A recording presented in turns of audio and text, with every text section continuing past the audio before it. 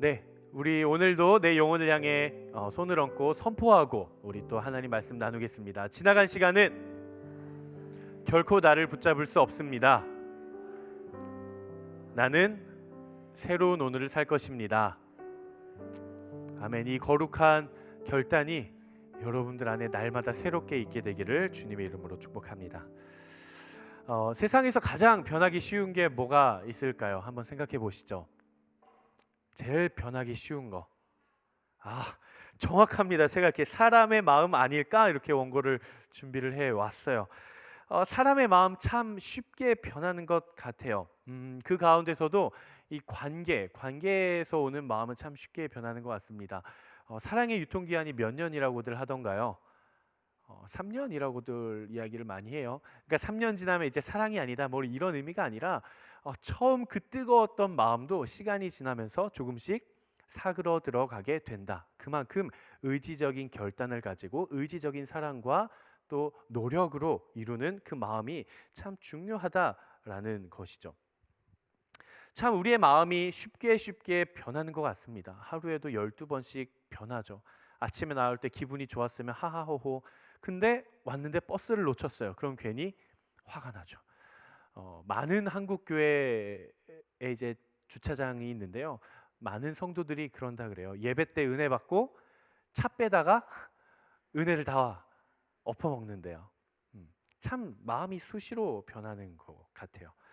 우리의 마음도 그런 것 같습니다. 하나님에 대한 우리의 마음, 예배, 큐티, 신앙생활, 순모임 참여, 헌신, 수고, 하나님에 대한 믿음, 이런 것들이 예수 그리스도의 첫사랑을 느꼈을 때 정말 내 안에 너무 뜨거웠는데 시간이 지나면 지날수록 내가 이 신앙이라는 것, 예배라는 것에 대해 이 공동체에 익숙해지면 익숙해질수록 감사는 사라지고 불평은 늘어나고 하나님에 대한 사랑은 사라지고 나의 계획과 나의 고집들이 조금 더 늘어가기 마련인 것 같습니다.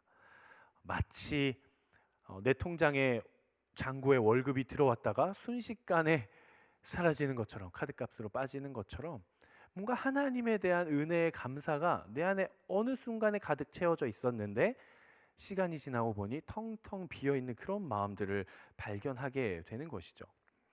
오늘 마치 이런 신앙을 가지고 있었던 사람들이 등장을 합니다. 바로 소아시아 7교회 중에 오늘이 몇 번째 교회죠? 마지막 교회입니다. 7번째 라오디게아 교회의 성도들이 딱 이런 마음이었어요. 라오디게아 교회 성도들은 하나님과 세상 사이에서 굉장히 애매모호한 신앙생활을 유지했습니다. 그래서인지 오늘 본문을 읽어보면 예수님께서 라오디게아 성도들을 향해서 칭찬을 한마디도 하지 않으세요. 처음부터 끝까지 책망으로만 끝나요. 우리가 이전에 나눴던 교회 기억하십니까? 빌라델비아 교회와 라오디게아 교회는 정반대예요. 빌라델비아 교회는 가진 게 하나도 없었어요. 정말 너무 외롭고 처량하고 세력도 작고 교회도 조그맣고 재정도 작고, 근데 예수님께서 빌라델비아 교회 성도들을 향해서는 최고의 칭찬과 축복으로 마무리를 해요. 근데 오늘 뒤에서도 나누겠지만 라오디게아라고 하는 도시와 교회는 갑부였거든요. 돈이 진짜 많았어요. 부자였어요. 그러니까 부족한 게 없어요. 이 사람들은 다 가졌어요. 근데 예수님은 그들을 향해 칭찬은 단 한마디도 하지 않으시고 끝까지 책망만 받다가 끝났다라는 거예요. 라오디게아 교회가 어쩌다가 이렇게까지 됐을까? 여러분 생각해 보세요. 처음부터 빌라델비아 교회 성도들은 믿음이 좋았고 라오디게아 성도들은 믿음이 안 좋았어서 그들이 책망을 받았을까요? 그렇지 않았을 거예요. 분명히 라오디게아 성도들도 예수 그리스도를 처음 알고 복음을 처음 접했을 때, 내 안에 예수 그리스도에 대한 고백이 생겨났을 때에는 그들도 순전한 열망과 기쁨과 감사를 가지고 신앙생활을 했을 거란 말이에요. 근데 빌라델비아 교회 성도들과는 다르게 그들은 시간이 지나면서 하나님을 향한 열정, 순수한 마음, 열망, 뜨거움, 이 모든 것들이 내 안에 다른 것들이 채워지기 시작하면서 나도 모르게 어느샌가 하나님에 대한 마음이 사라져 갔다라는 거예요. 하나님께 속한 것도 아니요, 세상에 속한 것도 아니요, 이도 저도 아닌 신앙의 회색지대 가운데 놓여서 그저 그런 신앙생활을 유지하기에 급급했던 교회가 바로 라오디게아 교회 성도들이었어요. 제가 설교 원고를 쓰는데 오늘 내용이 조금 길어요. 그래서 좀 삭제한 부분이 있는데 좀 나누면 좋을 것 같아요. 아주 짧게. 오늘 본문을 보니까 예수님이 라오디게아 성도들을 향해서 너는 뜨겁지도 않고 차지도 않다. 차라리 네가 뜨겁거나 차거나 둘 중 하나를 해라 라고 이야기를 하십니다. 그래서 많은 청년들이 이 말씀을 보면서 신앙생활을 뜨겁게 하든 차갑게 하든 둘 중에 하나만 해야 되는구나. 나는 귀찮으니까 좀 차가운 신앙생활, 예배도 좀 뒤에서 드리고 헌금도 적당히 하고 큐티 일주일에 한 번 하면 적당한 것 같고 순모임은 안 하고 나는 원래 차가운 신앙생활이야. 예수님이 둘 중에 하나를 하라며 나는 아싸리 차가운 신앙생활을 하겠어라고 적용을 하시는 분들이 혹시 계시다면 아주 잘못된 적용이야. 그래서 성경을 배워야 돼요. 성경을 배워야 돼요. 예수님이 왜 그렇게 말씀을 하셨냐? 우리는 딱 들으면 뜨겁거나 차거나 둘 중 하나, 양자택일을 하라는 그 말이구나 이렇게 느껴지는데, 라오디게아 성도들은 그냥 이렇게 말하면은 딱 오는 그 문화적인 접점이 있었어요. 뭐냐? 라오디게아라는 도시가 모든 걸 다 가졌는데 딱 하나를 가지지 못했어요. 딱 하나. 지정학적 요인으로 인해 자연에서부터 물을 얻지 못했어요. 물. 그러니까 라오디게아에서는 마실 수 있는 이런 자연적인 물을 얻지를 못하니까 어떻게 해야겠어요? 어디선가 끌어와야 되겠죠. 그래서 이 이웃에 있는, 인접해 있는 지역들, 다른 지역에서 물을 끌어오는 거예요. 그래서 어디서 끌어오냐? 온천이 유명한 지역에서 뜨거운 물 끌어오고, 아주 차가운 샘물, 산에서 내려오는 아주 깨끗하고 맑은 샘물이 있는 곳에서 차가운 물을 끌어오는 거예요. 근데 그때 당시에 뭐 끌어오는 게 시설이 좋았겠습니까? 좋지 않죠. 그러니까 뜨거운 물은 라오디게아에 오는 동안 미지근하게 식고, 차가운 물은 라오디게아로 오는 동안 미지근하게 데펴지는 거예요. 근데 오면서도 오염이 되고, 그래가지고 실제로 역사학자들이 이야기를 하기로 라오디게아를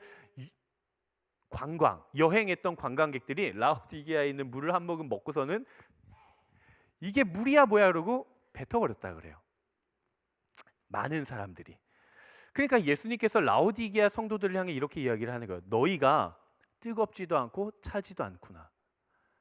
너희가 세상에 속한 것도 아니요 하나님께 속한 것도 아니요 그저 그런 신앙생활을 유지하는구나. 마치 너희의 물의 상황처럼, 마치 여행객들이 너희 지역에서 물을 먹고서는 뱉어버리는 것처럼 나도 너희를 뱉어버릴 것이다 라고 이야기를 하는 것이죠. 그러니까 뜨거운 신앙생활을 하든 차가운 신앙생활을 둘 중에 하나만 해라 이런 게 아니라, 지금 너희의 마음의 상태가 하나님을 향해 있지 않다는 거예요. 교회는 교회인데 사용할 수가 없는 교회인 거예요. 그리스도의 몸된 교회 공동체는 공동체인데 내가 일을 할 수가 없는 거예요. 그래서 예수님께서 그렇게 말씀을 하신 겁니다. 그렇다면 왜 그들이 그런 지경까지 갔을까? 모든 것을 가졌는데, 모든 상황이 좋은데 왜 그들이 그 지경까지 갔을까? 이 굉장히 부자였다 그랬잖아요. 이 부와 연결이 됩니다. 부. 라오디게아, 참 발음이 어려워요. 라오디게아가 부를 얻게 된 세 가지 산업이 있었어요. 한번 자막을 띄워주시겠어요? 첫 번째, 은행, 뱅크, 은행 산업. 오늘 왜 이렇게 발음이 안 될까요? 저 말 잘하는데 이렇게 말 안 꼬이는데 오늘 발음이 잘 안 되네요. 첫 번째, 은행 산업. 그리고 두 번째, 양모 산업. 그러니까 양털을 가지고 의류를 만드는 거죠. 세 번째, 의료 산업. 특별히 안과질환. 이 세 가지 산업을 통해서 굉장히 큰 부를 얻게 됩니다. 그 재력이 얼마큼 어마어마한가? 우리 사대 교회와 빌라델비아 교회 지정학적인 문제가 있었어요. 지진. 이 라오디게아 교회도 마찬가지였거든요. 그 지진의 여파가 있어서 건물도 무너지고 하는 거예요. 그래서 로마 정부가 우리가 재정 편성해가지고 라오디게아 도시 우리가 지원해 줄게. 그러니까 라오디게아 교회에서 오늘 잘 안 되네. 라오디게아 교회 도시에서 이렇게 이야기를 하는 거예요. 우리 돈 많아. 우리 돈 많으니까 우리 복권 우리가 알아서 할게. 너네 그냥 돈 안 줘도 돼 라고 이야기를 할 정도로 굉장히 어마어마한 부자였어요. 부족한 것이 없었어요. 그런데 문제가 있죠. 그 부족한 것이 없는 재정적인 풍족함이 도리어 그들이 신앙을 걸려 넘어지게 하는 계기가 되었다라는 거예요. 그러니까 여러분 잘 받아들이셔야 돼요. 재정적으로 부족하면 잘못입니까? 재정적으로 부유하면 죄입니까? 그런 것을 논하는 게 아니에요. 돈은 악합니까? 선합니까? 돈은 선하지도 않고 악하지도 않아요. 우리가 악하게 쓰는 거죠. 돈이 많다고 악이 아니라 돈을 사랑하는 것이 일만하게 뿌리라 그래요. 그러니까 돈이 많고 재정적으로 넉넉하면 죄인, 믿음이 부족한 사람 이런 개념이 아니라 그것들을 사랑하는 것이 내가 또 다른 죄를 낳을 수 있는 죄의 뿌리가 된다라는 것이죠. 재정이 많으면요 넘어지기 쉬운 건 사실이에요. 넘어지기 쉬워요. 여러분 정말 극단적인 예를 들어서 여러분들 안에 1,000원이 있어요. 여러분들이 헌금해야지 지갑을 딱 열었는데 1,000원이 있어요. 그 1,000원 전액을 하는 것과 여러분들이 지갑을 열었는데 5만 원권 20장이 들어있어요. 그 전액을 하는 거에 여러분들의 손이 가는 무게의 차이가 날 수밖에 없어요. 여러분 잘 기억하십시오. 재정이 많은 사람은요 그만큼 큰 신앙적인 결단이 따라오게 됩니다. 재정을 많이 가지고 있으면요 그만큼 커다란 신앙적인 결단을 해야 돼요.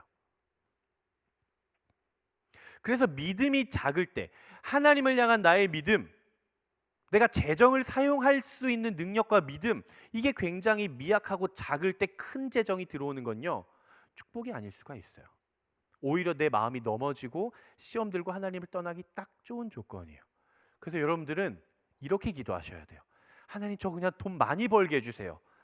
제가 늘 설교 때 이야기하죠. 재정 많이 벌으시라고요. 돈 많이 벌으시라고. 다만 이렇게 기도하셔야 돼요. 그냥 돈을 많이 버는 게 아니라 이만큼의 재정도 믿음대로 사용할 수 있는 믿음도 허락하여 주십시오. 이렇게 기도하셔야 돼요. 재정과 관련된 설교가 아니어서 여기까지만 하고 넘어갈게요. 여러분 우리의 마음의 현 주소는 어떻습니까? 여러분들의 마음에 지금 무엇으로 가득 차 있으세요? 내 마음은 지금 무엇으로 차 있는가? 제가 몇 가지 질문을 좀 준비를 했어요. 자, 상황을 가정을 해보죠. 여러분들의 마음이라는 집에 하나님을 초대했어요. 예수님을 초대했어요. 질문, 예수님이 1박을 하고 가셨으면 좋겠어요? 아니면 빨리 가셨으면 좋겠어요? 내 마음이라는 집에 예수님이 찾아오셨어요. 문을 열고 들어오셨어요. 1박, 2박 좀 더 머물다 가셨으면 좋겠어요? 아니면 그냥 저녁 식사만 맛있게 먹고 얼른 가셨으면 좋겠어요? 생각을 해보세요. 만약에 1박을 하신다면 안방에서 같이 주무시길 원해서 여러분 방에서 같이 잤으면 좋겠어요? 아니면은 차라리 내 방을 내어드리고 내가 거실에 가서 자겠어요? 혹은 예수님을 거실에서 주무시라고. 와주신 건 감사하지만 주님 제 침대가 싱글이라 제가 이불은 준비해 드릴 테니 거실에서 주무시고. 여러분 만약에 우리의 마음에 하나님이 아닌 다른 것으로 대체되어 있다면 그것이 여러분들의 우상일 가능성이 굉장히 높습니다. 무조건 우상입니다 하면 이제 또 김한국 목사님이 정죄합니다 이러니까. 우상일 가능성이 어떻게 높다고요? 굉장히 높아요. 우리 잘 생각해 봐야 돼요. 어쩌면 우리의 마음속에 가득 채워져 있는 그것이 여러분들과 하나님과의 관계 사이의 거리를 멀어뜨리게 하는 장본인일 수도 있다는 거예요. 제가 3가지 질문을 던져볼게요. 한번 마음속으로 한번 생각해 보십시오. 첫 번째 질문, 나는 무엇으로부터 가장 큰 기쁨을 누리고 있는가? 지금 현재 여러분들의 삶, 지금 현재 내 삶, 지난 1주, 지난 한 달간의 여러분들의 삶을 돌아봤을 때 내가 뭐 때문에 가장 기뻤지? 나는 무엇으로부터 가장 큰 기쁨을 누리고 있는가? 두 번째, 나는 어디에 재정을 제일 많이 사용하는가? 내가 한 달 동안 돈을 어디에 제일 많이 썼지? 세 번째, 나는 어디에 시간을 가장 많이 사용하는가? 여러분 이 세 가지 질문, 여러분 내 삶에 무엇이 우상이지? 내 삶에 혹시 우상이 있나를 점검하고 싶으신 분들 이 세 가지 질문을 아주 객관적이고 아주 솔직하게 답을 해보세요. 난 무엇을 통해 가장 큰 기쁨을 누리는가? 난 어디에 재정을 제일 많이 쓰는가? 난 어디에 시간을 제일 많이 쓰는가? 어쩌면 우리도 라오디게아 성도들처럼 처음에는 그렇지 않았으나, 처음에는 하나님에 대한 믿음이 있었으나 지금은 믿음을 상실해버리고 열정을 상실해버리고 기쁨을 상실해버리고 감사를 상실해버리고 하나님에 대한 사랑을 이제는 상실해버린 채 그저 현상 유지 업체처럼 내 믿음을 유지하기에 급급한 삶을 살아가고 있지는 않은지 우리는 돌아보아야 돼요. 오늘은 라오디게아 교회가 가지고 있었던 이 상황들에 대해서 예수님께서 그들에게 해결책을 주십니다. 세 가지 처방전을 주세요. 그 세 가지 처방전을 가지고 여러분들의 삶에 한번 적용을 한번 해보십시오. 저는 저대로 적용을 하는 것이고 여러분들은 여러분들 한번 적용을 해보세요. 그래서 우리가 오늘은 좀 삶을 점검을 해보면서 오늘 이 시간 이후에 내일부터의 삶을 하나님께로 조금 더 가까이 나아갈 수 있게 되기를 주님 이름으로 축복합니다. 한번 세 가지 예수님께서 주시는 처방전 세 가지 중에 첫 번째 한번 같이 읽어보도록 하겠습니다. 시작. 처음에는 신앙이 있었으나 지금은 신앙이 없는 라오디게아 성도들을 향해서 예수님께서 내려주신 처방 첫 번째요. 불로 정련한 금을 사라. 제가 말이 왜 꼬이는지 알았어요. 오늘 예배가 좀 많이 딜레이가 됐거든요. 근데 오늘따라 제 원고가 조금 길거든요. 근데 뒤에 또 특강이 있어요. 그래가지고 지금 마음이 조금 급해요. 마음이 급해요. 자, 오늘 본문 17절 18절 말씀 한번 같이 읽어보도록 하겠습니다. 17절 18절 시작.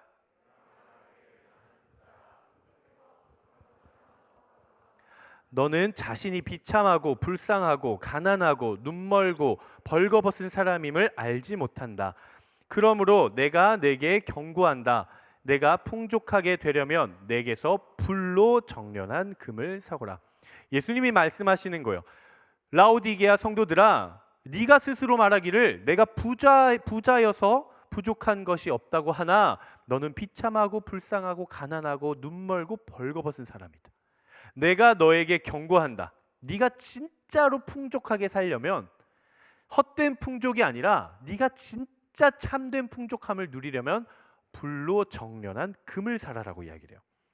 금을 사래요. 불로 정련한 금. 이게 무슨 말씀일까요?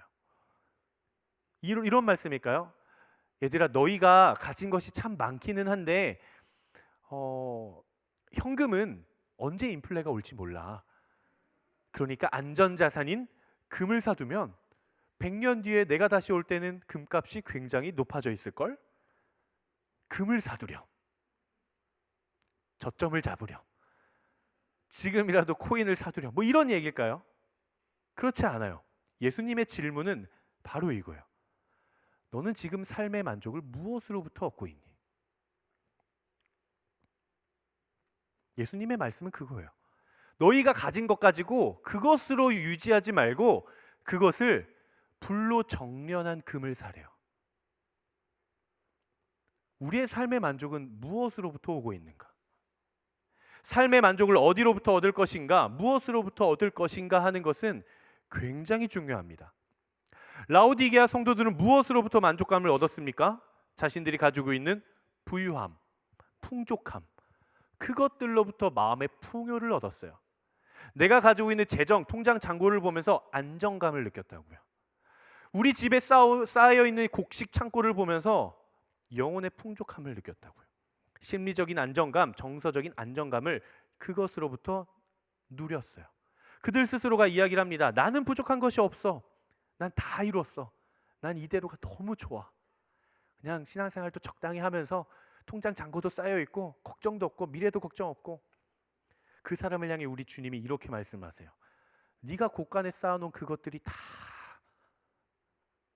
무너지고 내가 오늘 네 영혼을 찾으면 그거 누구 거 될 것 같니? 누가복음 12장 20절 말씀인데요. 예수님 이렇게 말씀하십니다. 하나님이 이르시되 어리석은 자여 오늘 밤에 내가 너의 영혼을 도로 찾으리니 그러면 네가 준비한 것이 누구의 것이 되겠느냐? 내가 세상으로부터 안정감을 누리기 위해 곡식 창고에 재정에 통장 잔고에 조금씩 쌓아서 그걸 보면서 1,000만 원, 2,000만 원, 1억 모이는 걸 보면서 내 마음이 안정감을 느끼고 마음의 풍요를 느끼고 심리적인 정서적인 안정감을 그것으로부터 느끼기 시작할 때 예수님이 우리에게 말씀하시는 거예요. 내가 내 영혼을 다시 찾을 때 네 통장 잔고에 있는 그거 누구 되겠니? 말씀하시는 거죠. 사랑하는 우리 웹대학 청년부의 여러분, 진정한 영혼의 만족은 하나님으로부터 오는 줄로 고백하게 되기를 축복합니다. 여러분, 삶의 안정감이요, 모르겠어요. 저는 뭐 재정을 많이 가져본 적이 없어서 제가 공감을 못하는 걸지도 모르겠지만 삶의 안정감이요, 통장 잔고에서 오지 않아요. 오히려 더 근심 걱정이 늘어가지 않을까요? 내가 이만큼 쌓았는데 이걸 또 어떻게 굴리지? 이거 어떻게 재테크하지? 이거 어디 쓰지? 어떻게 간수하지? 여러분, 우리의 영혼의 안정감은 하나님이 가져다 주시는 거예요. 우리 영혼의 풍족함은요, 내가 가진 어떤 스펙이나 환경이나 백그라운드가 아니라, 여러분 기억하십시오. 나를 향한 하나님의 사랑으로부터 내 영혼의 풍족함이 오는 거예요. 여러분, 정말 변하지 않고 영원한 안정감과 풍요로움과 풍족함을 누리고 싶으십니까? 세상의 헛된 것에 집착하지 마십시오. 예수님 안에 거하십시오. 하나님 안에 거하십시오. 만약 내가 인생을 살아가면서 나의 심리적인 안정감, 정서적인 안정감이, 내 영혼의 안정감이 하나님이 아닌 다른 것으로부터 내가 찾고 구하고 있다고 한다면 그건 여러분들이 무너뜨려야 할 우상입니다. 모든 우상을 내려놓고 하나님 한 분만으로 만족하는 삶이 되기를 주님의 이름으로 축복합니다. 두 번째, 한번 같이 읽어보도록 하겠습니다. 시작.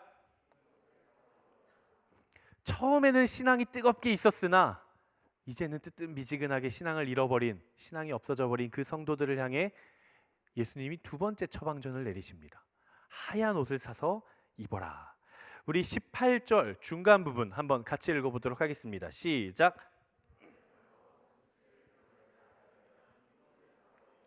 예수님이 말씀하시는 거예요. 너의 벌거벗은 그 수치를 드러내지 않으려면 흰 옷을 사서 입어라. 우리가 이 문장에서 좀 집중해 봐야 할 표현이 두 가지가 있는데, 첫 번째는 벌거벗었다라는 표현이에요. 벌거벗었다. 그리고 두 번째는 흰옷. 흰옷. 생각해 보십시오. 지금 라오디게아 교회 성도들의 삶의 행태가 옷을 다 벗고 나체로 다니는 문화는 아닐 겁니다. 그렇죠? 그럼 이들이 벌거벗었다라는 것, 옷을 아무것도 입지 않고 벌거벗었다라는 것은, 그리고 이 벌거벗었다라는 것이 그들에게 수치스러움이 되었다라는 것은 무슨 의미인가? 현재 그들의 삶이 죄악 가운데 놓여 있다라는 것을 의미하는 겁니다. 뭔가 잘못됐다라는 거죠. 음행, 우상숭배, 타락, 시기, 질투, 분노 등등.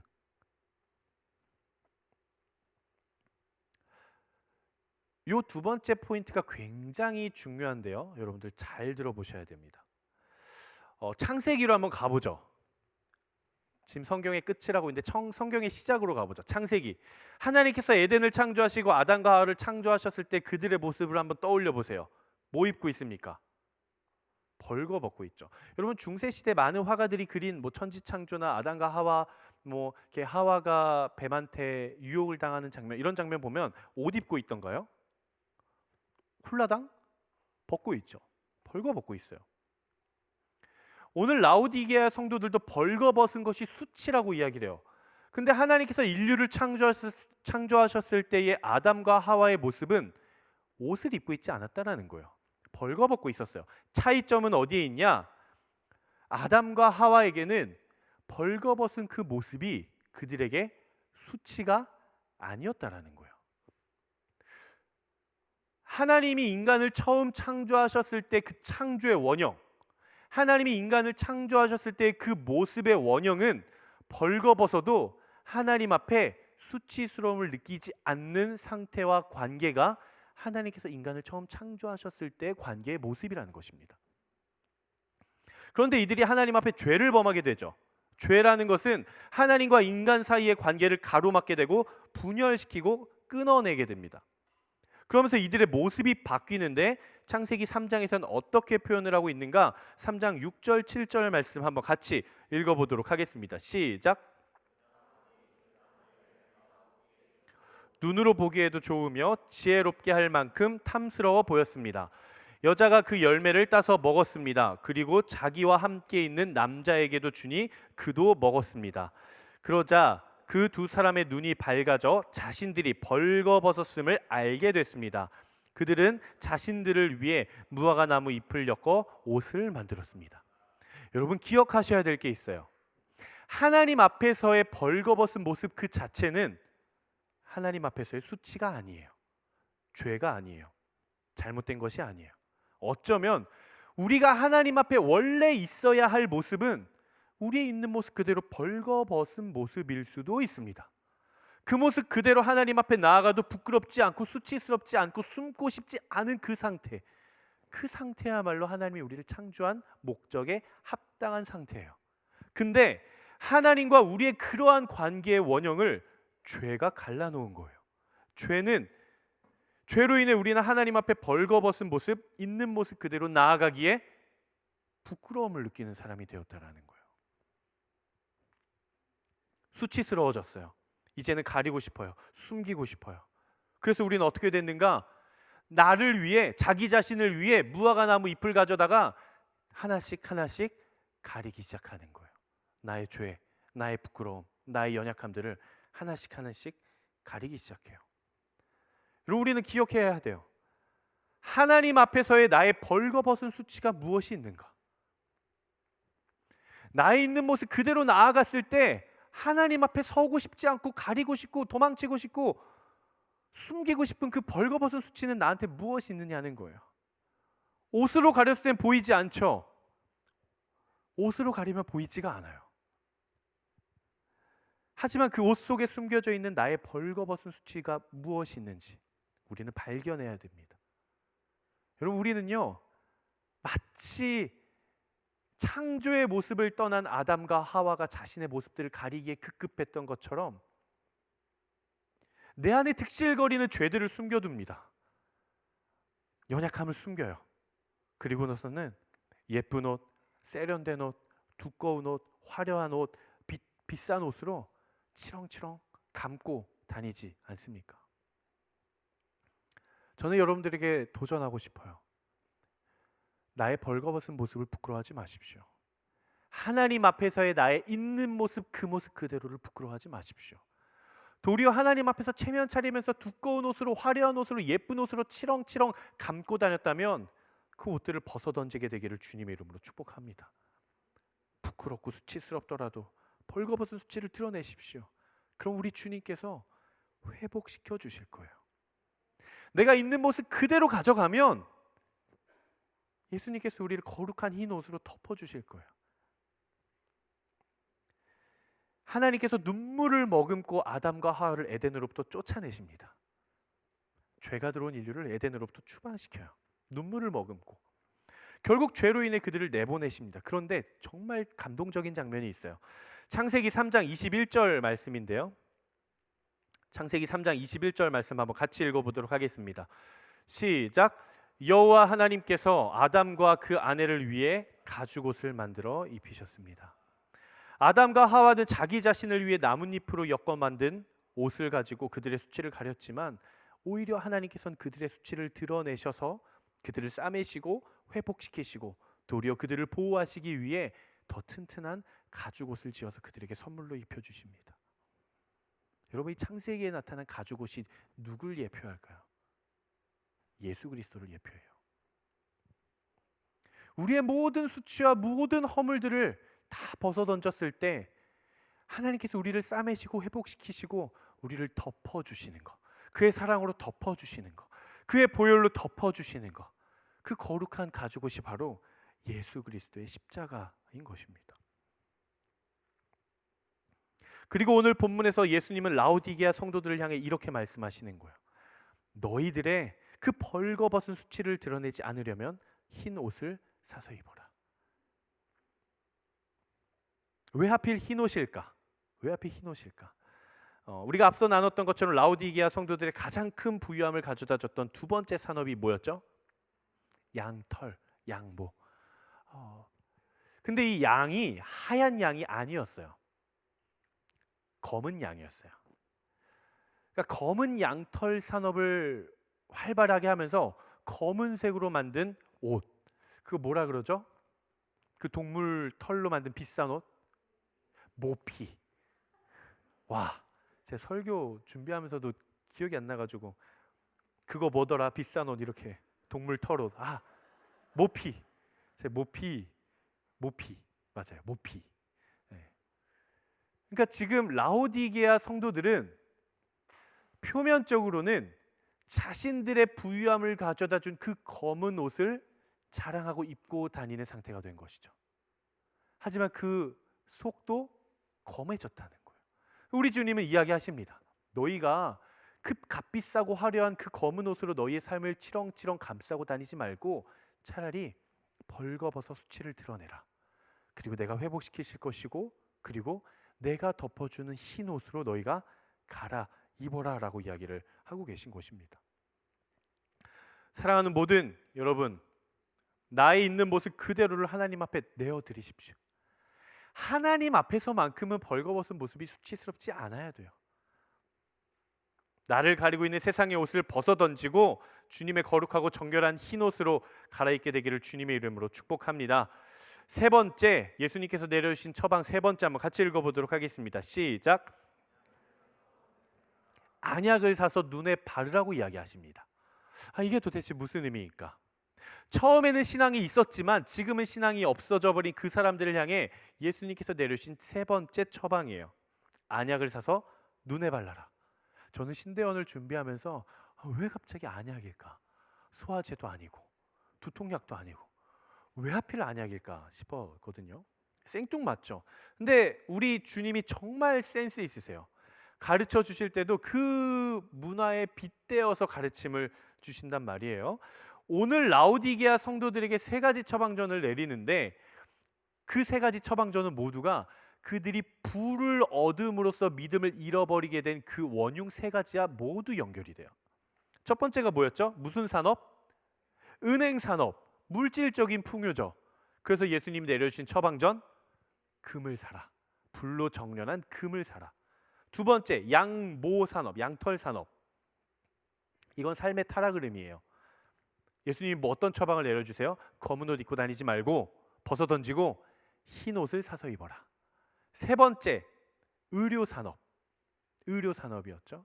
안과가 굉장히 발달을 했다고 그랬어요. 이것은 영적 분별을 의미합니다. 안약을 사서 눈에 발라라. 그 당시에 라오디게아라는 도시에 안과 대학교까지 있었다 그래요. 그러니까 안과에 있어서는 라오디게아가 최고. 그리고 그 지역 특산품이 안약이었다 그래요. 거기서 나는 어떤 재료로 만든 가루 안약이 정말 그렇게 눈에 좋았다라고 합니다. 그러니까 많은 부를 가져다 주었겠죠. 근데 예수님이 안약을 사서 네 눈에 발라라라고 이야기하는 것은 무슨 의미인가? 영적 분별을 회복하라는 거예요. 영적 분별을 회복해라. 그들이 그렇게 자랑하는 안약을 특산품으로 가지고 안과 대학도 있고 눈과 관련해서는 그렇게 자랑하면서도 그들이 진짜 영적으로 바라봐야 될 것들은 바라보지 못하고 있다라는 거예요. 그러니까 우리 주님이 지금 이렇게 이야기를 하시는 거예요. 라오디게아 성도들을 향해서 너희가 그렇게 안약이 많고 눈과 관련해서 너희가 자랑을 하지만 진짜 보아야 할 것을 보고 보지 말아야 할 것은 보지 말라. 눈에 보이는 것만을 보지 말고 그 너머에 있는 영원한 것을 바라볼 수 있는 영적 분별을 회복해라. 안약 놓고 눈만 좋아지면 뭐하냐? 니네가 진짜 바라봐야 될 것을 바라보지도 못하는데, 니네가 그렇게 안과로 유명하면 뭐하냐? 너네가 바라봐야 할 것들을 바라보지 못하는데 너희 안에 안약을 넣고 제대로 보라는 거예요. 말씀을 준비하면서 그런 생각이 들더라고요. 사실 가장 회복해야 될 사람들이 바로 목회자들이 아닐까? 정말 영적으로 깨어 있어야 하는 사람이 바로 목회자들이 아닐까? 영적으로 깨어 있지 않으면요, 보아야 할 것을 보기가 힘들어요. 여러분, 우리가 눈에 보인다고 보는 게 아니에요. 정말 우리가 바라봐야 할 게 있어요. 근데 영적 분별이 있지 않으면, 성령으로 충만하지 않으면 진짜 내가 바라봐야 할 것들이 보이지가 않아요. 목회자들도 마찬가지입니다. 정말 목회를 하고 공동체를 섬기면서 정말 바라봐야 할 것들을 바라봐야 되는데 그러지 못할 때가 종종 찾아와요. 그래서 저도, 김한국 목사도 스스로 참 많이, 또 자주, 그리고 반복해서 스스로에게 채찍질을 하기도 하고 자문을 하기도 해요. 끊임없이 제 안에도 유혹의 소리들이 찾아와요. 그때마다 마음을 다 잡아요. 1년에 한 번 다 잡는 게 아니라 매일 다 잡아요. 매주 다 잡아요. 다시 하나님 바라보고 회개하고 돌이키고 그렇게 주님 앞으로 나아가요. 그러지 않으면요, 어느샌가 넘어져 있어요. 문제는 내가 넘어진 상태인지도 모른다라는 거예요. 그 순간 사단이 틈타고 사단의 역사가 시작되고 교회는 무너지는 것입니다. 큰 교회일수록, 화려한 교회일수록 조심해야 돼요. 저는 말씀을 준비하면서 그 생각이 들더라고요. 인천 온누리교회 웹대학 청년부 지금 조심해야 된다. 인천 온누리교회 웹대학 청년부 지금 영적으로 깨어 있어야 된다. 영적 분별을 지녀야 된다. 제가 지난번에도 말씀을 나눴는데 저희 공동체 예배 인원이 참 많이 늘어가고 있습니다. 많은 분들이 찾아와 주고 계세요. 처음 제가 왔을 때 150명, 160명 예배를 드렸었는데요. 한 2년 지나서 이제 3년 하고 첫 번째 달인데 이제 370이 넘어가서 400명을 향해 가고 있어요. 그러니까 당연히 제가 온누리교회 이제 보고를 하니까 본부에 있는 대청 교역자들이 연락이 많이 와요. 소식이 금방금방 전해져요. 연락이 와요. 웹이 요즘 그렇게 부흥하고 있다면서요? 와, 왜 이렇게 예배 인원이 많아요? 웹 해외 6개 가요? 국내 7개 가요? 8개 가요? 와, 웹 부흥했네. 사람 진짜 많아졌네. 라고 이야기를 해요.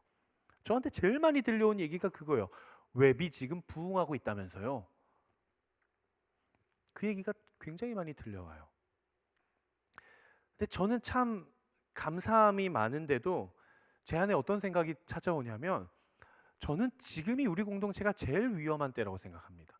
축복받은 건 맞아요. 정말 귀한 분들이 공동체에 자리해 주시고 거름해 주시고 우리가 함께 예배할 수 있는 그 축복을 누리고 있는 거는 맞는데, 동시에 우리가 영적으로 분별하지 않으면 지금이 가장 위험한 때라고 생각합니다. 저는 그 전에 계셨던 목사님과도 그렇게 얘기를 했어요. 목사님, 저는 걱정이 돼요. 전 지금 위험한 때인 것 같아요. 화려한 외형, 예배 인원의 증가, 프로그램, 양적 증가. 여러분, 우리가 이런 것들에 속으면요, 사단이 그걸 통해 일합니다. 우리가 진짜 신앙인으로서, 우리가 진짜 그리스도인으로서, 우리가 그리스도의 몸된 교회를 이루어가고 있는 그 성도로서 우리가 바라봐야 할 것들을 바라보지 못하고 마치 라오디게아 교회 성도들처럼 겉으로 드러난 것들에 현혹되어 그것만을 바라보고 살아간다면 예수님은 우리에게 그렇게 말씀하실지도 몰라요. 정신 차리고 안약을 네 눈에 넣고 지금이라도 바라봐야 할 것들을 바라봐라. 부흥이 뭘까요? 제가 정말 많이 듣는 얘기예요. 부흥. 저 의지적으로 부흥이라는 얘기를 잘 안 하려고 해요. 부흥이 뭘까요? 여러분들이 생각하는 부흥이 뭡니까? 그리고 우리가 이 공동체 제 거 아니잖아요. 하나님의 공동체잖아요. 저와 여러분들이 똑같이 그리스도의 몸된 교회 구성원 지체로서 우리가 교회를 함께 이루어져 가면 우리가 같은 비전을 꿈꿔야 되지 않을까요? 부흥이 뭘까요? 말씀을 준비하면서 그런 생각이 들었어요. 진짜 부흥이란 무엇일까? 한번 저를 따라 선포해 보시겠습니까? 우리 안에 변화가 일어나야 한다. 인원이 늘어나는 건 중요하지 않습니다. 우리 안에 변화가 일어나야 돼요. 어떤 변화인가? 사랑, 용납, 섬김, 헌신, 충성, 순종, 이해, 배려, 겸손, 죄를 덮음, 서로를 세움. 이런 것들이 우리 안에 일어나는 게 진짜 부흥 아닐까요? 말씀을 준비하면서 그런 생각이 들더라고요. 10명 드리던 공동체가 100명 예배 드리고 1000명 드리면 그 공동체 부흥한 걸까? 아니요, 저는 그렇게 말하고 싶지는 않더라고요. 그럼 진짜 공동체가 부흥했다라는 것은 뭘까? 10명, 100명, 1000명 그런 수많은 사람들이 오는 교회가 부흥이 아니라 오히려 인원이 늘어나면 늘어날수록 천명이 됐으면 그 천명이 모두가 한 명 한 명을 알게 되는 것이 도리어 부흥이 아닐까라는 생각이 들더라고요. 그저 인원이 늘어나는 게 부흥이 아니라 소외된 자 한 명이 있다라는 것을 그 천명이 모두가 알게 되는 게 부흥이 아닐까?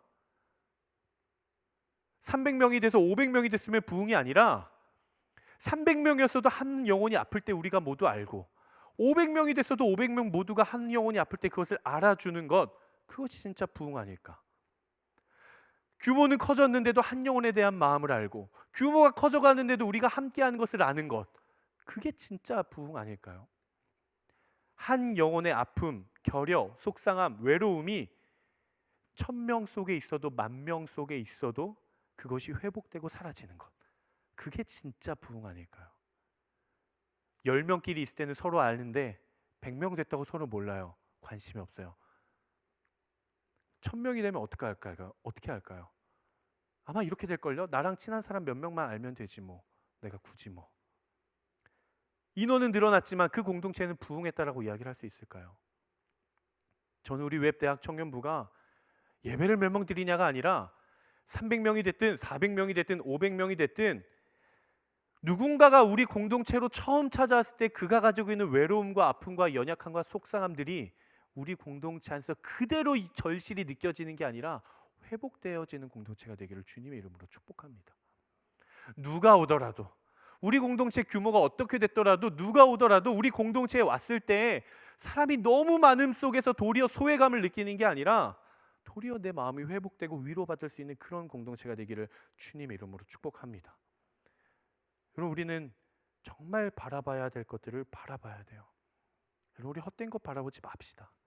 우리 진짜 바라봐야 될 것, 영적인 것들, 영원한 것들, 진짜 믿음의 눈을 가지고, 영적인 눈을 가지고 하나님의 말씀을 바라보고, 하나님이 일하시는 방법을 바라보고, 하나님의 계획을 바라보고, 하나님의 뜻하심들을 바라보며 나아갈 수 있는, 정말 하나님의 마음을 품을 수 있는 그런 공동체 되기를 주님의 이름으로 축복합니다.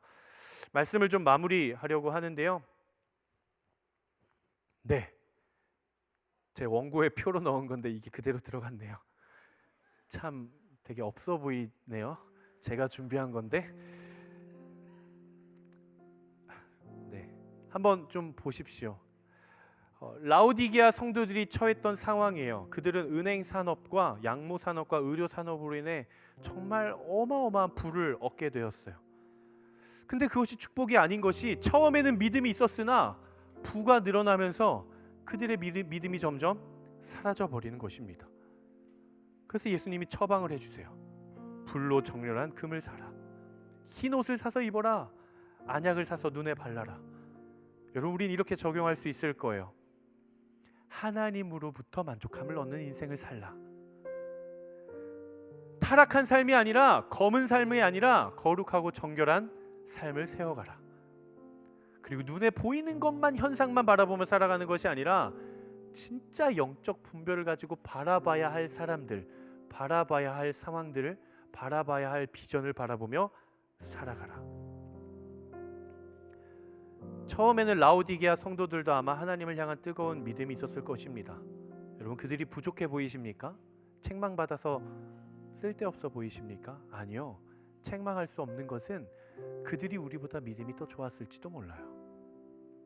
근데 있었는데 지금은 없어요. 그런 상황이 되었어요. 그들도 처음 예수님을 만났던 때, 그리스도인이 되었던 때, 세례받았던 때, 성찬에 참여했던 때, 하나님의 말씀이 너무나도 달콤했던 때, 찬양과 기도가 너무 행복하고 풍족했던 때, 그들에게 믿음과 사랑이 있었던 때가 있었을 것입니다. 그러나 지금 그들에게는 없어요. 여러분들은 어떠세요? 하나님을 향해 가지고 있었던 그 뜨거운 열정, 예수님을 향해 가지고 있었던 그 뜨거운 감사, 순종의 마음, 헌신의 마음, 열망의 마음, 내가 정말 이 땅 가운데서 하나님의 나라를 세워가고 싶다라는 그 거룩한 비전, 우리 안에도 있었던 때가 있지 않습니까? 여러분들은 여전히 그 뜨거움의 온도가 유지되고 있습니까? 아니면 이제는 없어졌습니까? 혹시 우리도 이렇게 고백하고 있을지 모릅니다. 하나님을 향한 뜨거움이 나도 있었는데 이제는 없었습니다. 예수님을 향한 사랑이 나도 있었는데 지금은 없었습니다. 나도 성령의 인도하심을 따라 살았던 때가 있었는데 지금은 없었습니다. 여러분, 이제 우린 다시 이렇게 고백해야 돼요. 한번 저를 따라 선포해 보시겠어요? 내 마음에 손을 얹고, 잠깐 없었지만 다시 회복되길 원합니다. 하나님을 향한 사랑이 없었지만 다시 회복되길 원합니다. 예수님을 향한 감사가 없었지만 다시 회복되길 원합니다. 예배의 감격이 없었지만 다시 회복되길 원합니다. 여러분, 그렇게 기도했으면 좋겠어요. 내가 잃어버렸던 것, 내가 있었으나 없었던 것, 하지만 이제 잃어버렸던 것을 다시 되찾아올 때예요. 우리 같이 함께 말씀을 붙잡고 찬양하고 기도했으면 좋겠는데요. 하나님, 정말 내 안에 하나님을 향한 그 뜨거운 열망들이, 거룩한 회복들이 일어나게 하여 주시옵소서. 정말 다시 내 안에 채워지길, 정말 풍요롭게 채워지길 원하시는 분들 한번 자리에서 일어나 보시겠습니까?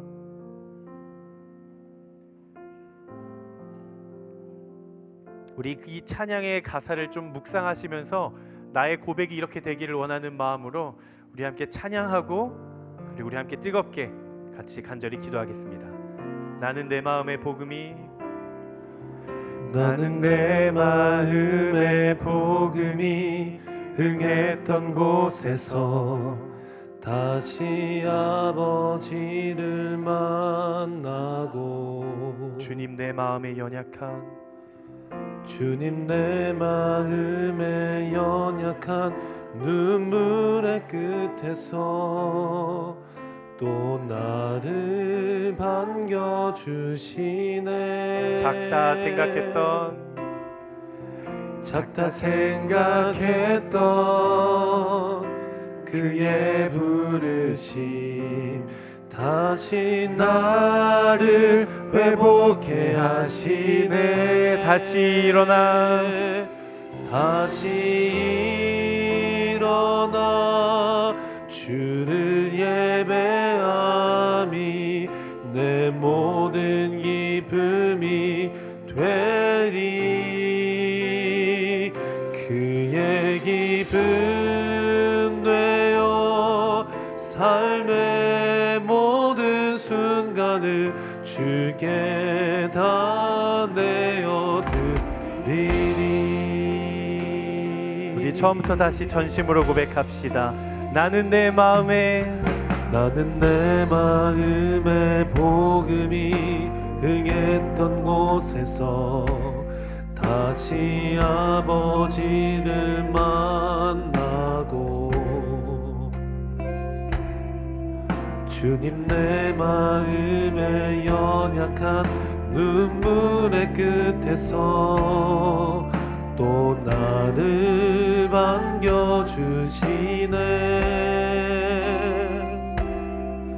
작다 생각했던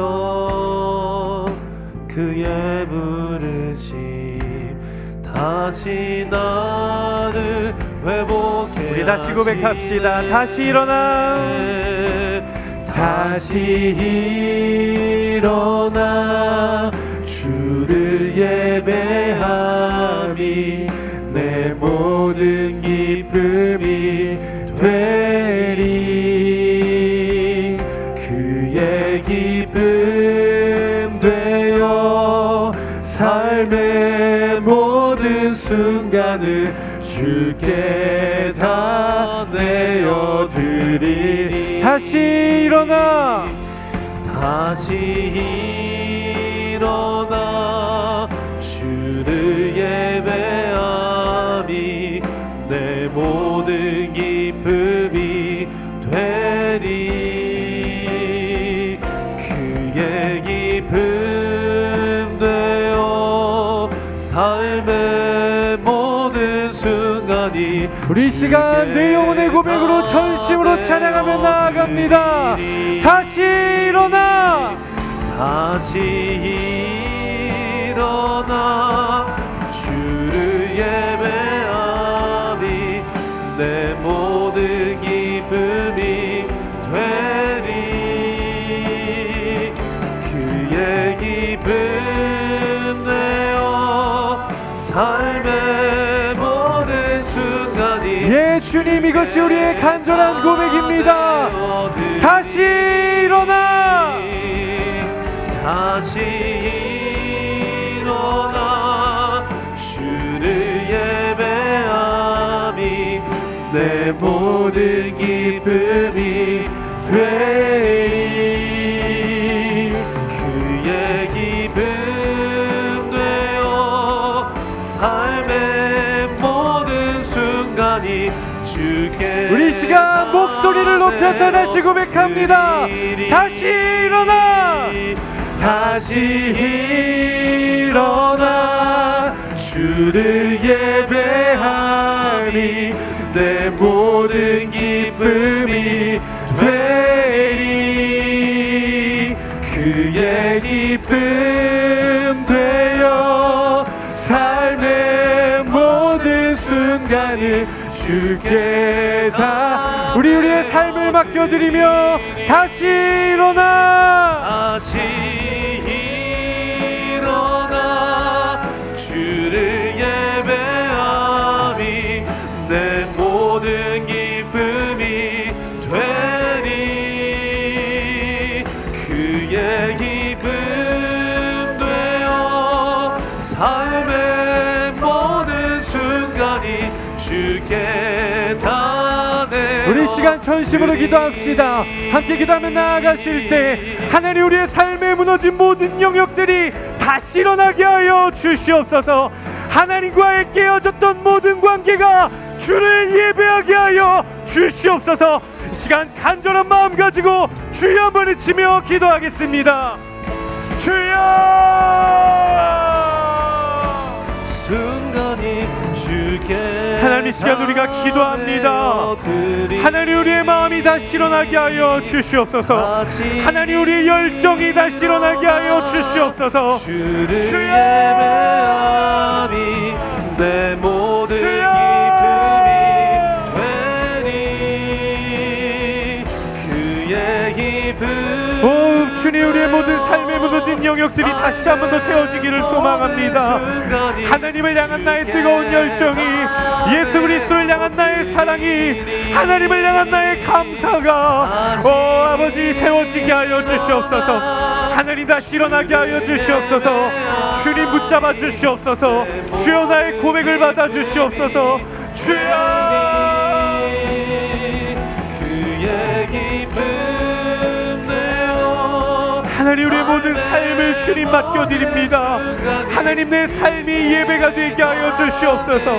하나님, 나의 모든 삶의 순간순간들이 하나님 보시기에 기쁨이 되게 하여 주시옵소서. 주여, 나를 받아주시고 나의 삶을 받아주시고 하나님, 나의 고백을 하나님 받아주셔서 하나님 한 분만으로 만족하는 인생, 하나님 말씀 안에서 세워지는 인생, 하나님 그런 인생 되게 하여 주시고 우리가 주님을 바라보며 나아가는 그런 삶 될 수 있도록 역사하여 주시옵소서. 주님, 나를 받아주시옵소서. 주님, 나를 받아주시옵소서. 우리 시간 한 번 더 기도하며 나아갑시다. 이 시간 한 번 더 기도하며 나아갈 때에는 우리의 삶의 주인 되신 하나님만을 바라보며 나아가십시오.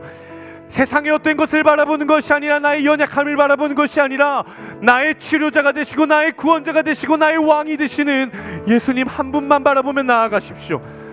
여러분, 함께 기도하실 때 여러분, 여전히 하나님 앞에서 체면치레하느라 두꺼운 옷으로 꽁꽁 감춰두고 있는 나의 연약함이 있습니까? 여전히 하나님을 모른 척하면서 묻어두고 숨겨두고 덮어두었던 나의 죄성이 있습니까?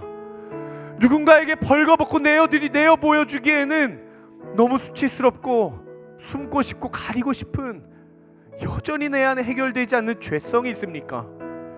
여러분, 우리 주님 앞에 내어드립시다. 여러분, 우리 있는 모습 그대로를 내어드립시다.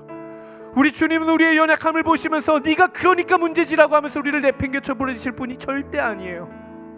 싸매실 것입니다. 덮어주실 것입니다. 회복시켜 주실 것입니다. 우리를 당당하게 하시고 우리를 모든 죄책감에서 끊어지게 하시고 우리를 담대케 하실 것입니다. 우리를 자유케 하실 것입니다.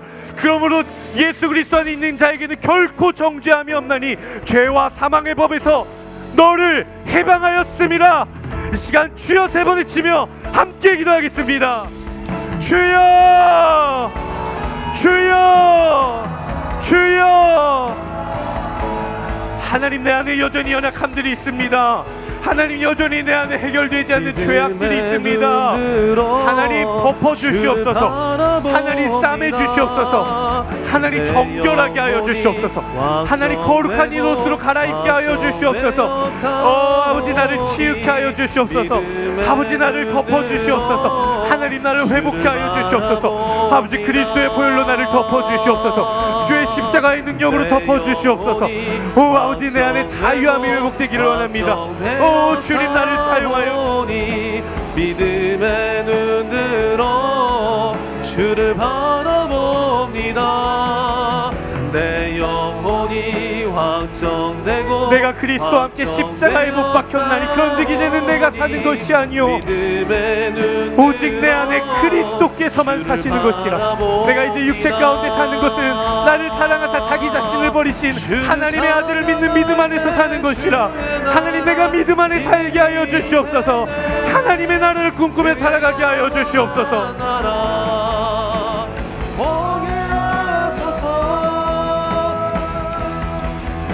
주님, 내가 주님 안에 거하며 살아가는 인생 되기를 원합니다. 주님, 나를 붙잡아 주시옵소서.